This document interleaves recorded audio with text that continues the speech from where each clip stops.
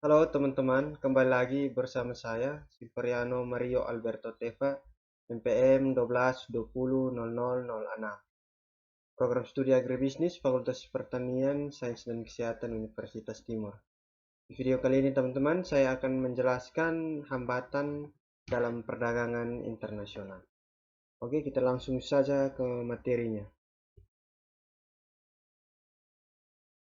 Nah, teman-teman, dalam hambatan perdagangan internasional itu dikenal yang namanya penetapan tarif dan penetapan kuota impor. Nah, apa itu tarif? Tarif merupakan biaya yang ditetapkan pemerintah untuk menekan atau mengurangi barang yang akan diimpor. Nah, sehingga pada penjelasan kali ini saya akan menjelaskan tentang kurva equilibrium parsial tarif impor. Oke teman-teman, kita lihat pada kurva equilibrium parsial tarif impor. Nah, di sini teman-teman, misalnya ketika harga suatu barang misalnya $1, maka produksi yang diproduksi dalam negeri adalah 10 unit. Sedangkan permintaan terhadap barang adalah 70 unit. Dan sehingga membutuhkan yang namanya impor sebesar 60 unit untuk melengkapi produksi dalam negeri yang hanya 10. Nah, dalam penetapan tarif impor ini, jika penetapan tarif impor dinaikkan ke harga $2, maka produksi dalam negeri itu bertambah sebesar 20 dan permintaan terhadap barang impor itu berkurang sebesar 50. Nah, kita lihat bahwa dampak dari penetapan tarif ini, yang pertama pada daerah arsiran A ini, pada daerah arsiran A itu meningkatkan surplus atau penawaran pada produsen. Sedangkan pada daerah arsiran B ini, itu dia menurunkan penawaran bagi konsumen. Nah, sehingga dampak yang berikutnya dari penetapan tarif ini adalah memberi penerimaan atau pendapatan bagi negara. Nah, sehingga dalam penentuan tarif ini dapat juga menguntungkan bagi negara. Nah, di mana besarnya pendapatan bagi negara? Yaitu pada daerah arsiran D atau daerah arsiran biru ini merupakan pendapatan bagi negara. Sedangkan daerah arsiran C adalah permintaan terhadap barang.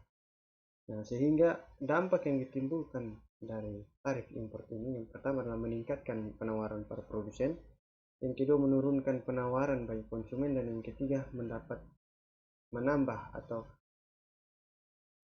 pendapatan bagi negara. Nah, oleh karena itu,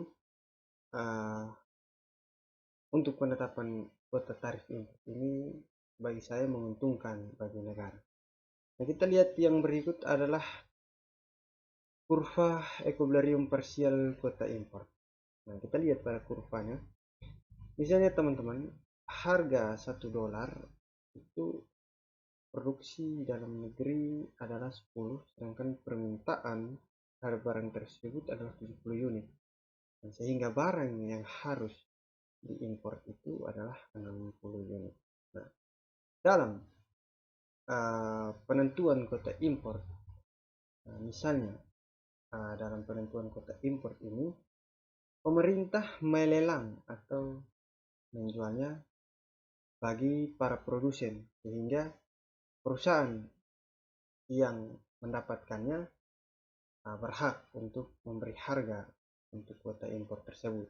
Sehingga misalnya kuota impor dijual dengan harga $2, maka produksi di dalam negeri itu bertambah menjadi 20 dan permintaan itu sebesar 50. Nah, oleh karena dilihat dari pelelangan, maka perusahaan tentunya ingin untung sehingga dia menjual di harga 2,5 dolar, katakanlah 2,5 dolar.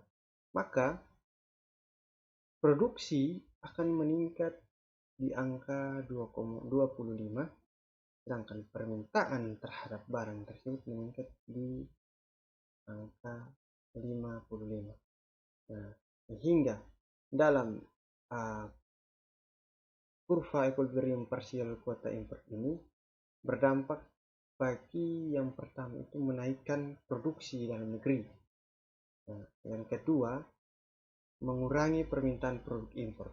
Dan tentunya yang ketiga itu menggeser kurva permintaan yang awalnya adalah DX1 menjadi DX2 di permintaan barang dengan harga 2,5 dolar, permintaan di angka 55.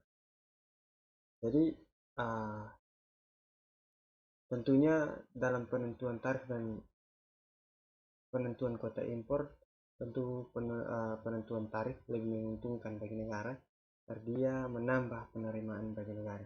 Dapat disimpulkan bahwa dalam hambatan perdagangan ini tentu penentuan tarif lebih menguntungkan bagi pemerintah, sedangkan untuk penentuan kuota impor akan menguntungkan bagi perusahaan yang mendapatkan tender atau menang pelelangan dalam kuota impor. Nah, teman-teman di sini juga ada disajikan data impor beras tahun 2005 sampai 2022. Ya, sumbernya BPS Indonesia dan Kementerian Keuangan. Nah, kita lihat bahwa tarif atau bea masuk pada setiap tahun itu berbeda-beda ya. Pada tahun 2005 itu tarifnya itu sebesar 550 rupiah per kilogram. Nah, kalau jika jumlahnya dalam ton berarti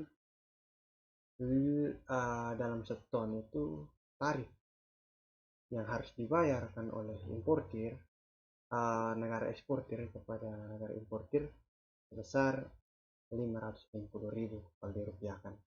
Sehingga bagi saya penentuan tarif lebih menguntungkan. Oke teman-teman, mungkin cukup sekian penjelasan dari saya. Sampai bertemu lagi di video berikutnya.